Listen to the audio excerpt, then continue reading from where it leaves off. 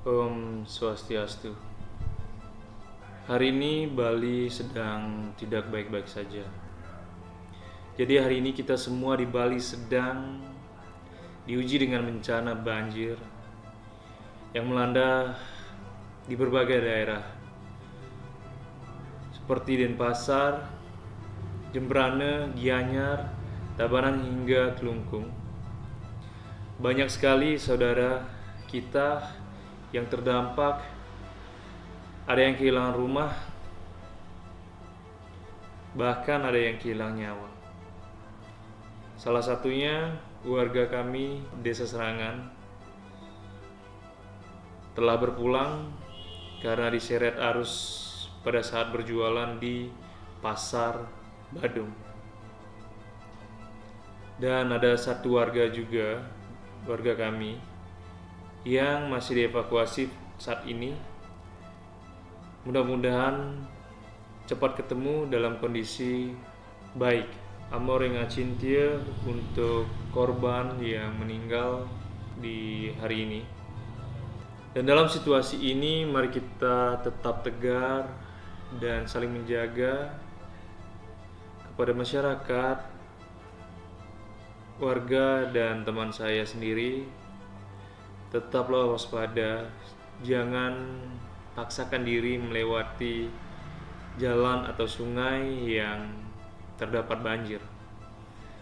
Dan jika ada himbauan atau evakuasi dari petugas, mohon segera ikuti demi keselamatan bersama.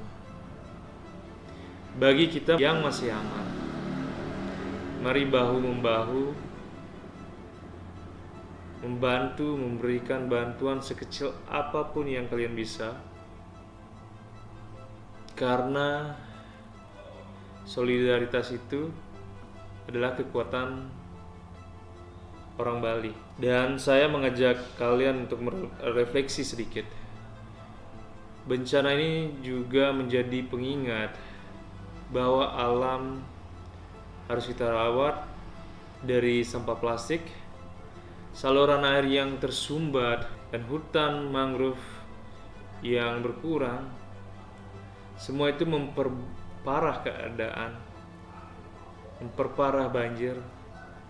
Dan mari kita jadikan peristiwa ini sebagai momentum untuk membenahi diri, karena menjaga alam artinya menjaga kehidupan kita bersama. Ada satu yang saya mau sampaikan kepada stakeholder Bali, yaitu Gubernur Bali kita, Pak Wayan Koster. Dengan penuh hormat, izinkan saya menyampaikan beberapa masukan terkait bencana banjir yang melanda berbagai wilayah di Bali, Pak. Kejadian ini tidak hanya menimbulkan kerugian material, tetapi juga merenggut nyawa serta mengganggu aktivitas masyarakat dan pariwisata. Banjir ini menunjukkan bahwa kita perlu mengambil langkah serius dalam membenahi tata kelola lingkungan dan mitigasi bencana. Satu, tentang pengelolaan sampah, Pak, dan drainase. Perlu menegaskan aturan yang lebih tegas terkait pembuangan sampah, terutama plastik sekali pakai, Pak. Drainase kota dan saluran sungai perlu rutin dinormalisasi agar tidak tersumbat. Ruang resapan air dan tata ruang, Pak. Banyak lahan hijau dan sawah produktif yang berubah fungsi menjadi bangunan permanen. Perlu adanya aturan lebih ketat menjaga ruang terbuka hijau sampai sungai serta kawasan mangrove, Pak. Karena itu adalah tameng alami banjir. Restorasi sungai, tukat, dan mangrove, Pak. Sungai di Bali sering dipersempit, Pak, oleh bangunan, dan untuk itu mohon ada program penataan sungai berbasis ekologi. Rehabilitasi mangrove di pesisir juga harus menjadi prioritas utama, karena terbukti efektif menahan air pasang dan banjir, Pak. Dan saya juga mau bertanya kepada Bapak, apa yang sudah dan akan Bapak lakukan untuk menanggulangi sampah terutama. Karena sebelumnya saya mengkutip sedikit tentang masing-masing warga, masing-masing masyarakat harus bertanggung jawab pada sampahnya masing-masing. Solusi terakhirnya tetap warga Selesaikan sendiri. Sampah dibikin sendiri, selesaikan sendiri. Jangan sampah bikin sendiri, orang lain suruh ngurus. Kamu juga kalau punya sampah, bikin sampah suruh orang lain ngurus. Mau ke rumah orang lain, mau. Saya punya sampah, saya ke rumah mau. Nah, kan? Udah gitu harus selesai di tempatmu sendiri. Kami sebagai masyarakat dan warga sudah melakukannya dengan kami sudah mencontoh ide yaitu tubuh modern yang digagas langsung oleh teman saya sendiri, komunitas Pak Wayan Balik.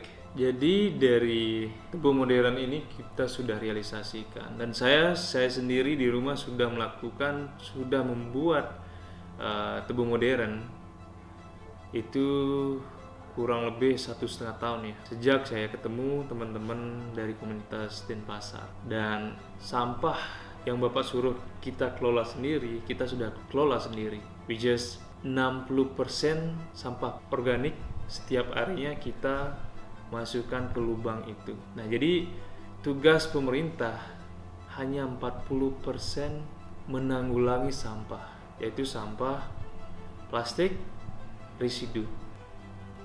Kami sangat ingin Bali itu bersih dan kami sangat mendukung, Pak.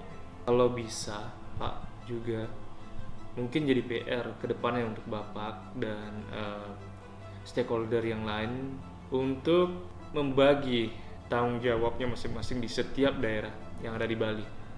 Misalnya Denpasar, Jembrana, Gianyar, Tabanan, hingga Klungkung. Mereka punya TPA-nya masing-masing. Jadi dari sana mereka akan mengetahui berapa volume sampah yang mereka hasilkan setiap harinya.